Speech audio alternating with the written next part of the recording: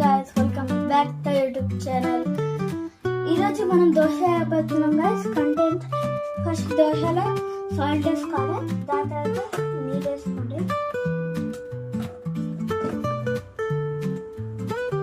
guys, ఈరోజు మా mummy డ్యూటీకి వెళ్ళింది guys, అందుకే నేను స్కూల్కి వెళ్ళలే guys, అందుకే నేను దోశ ట్రై చేస్తున్నాను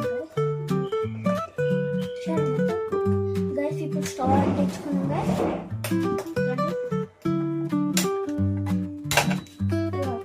స్టవ్ అంటించుకున్నాం. ఇప్పుడు దోశ పిండి వేయకముందు మనం ఫస్ట్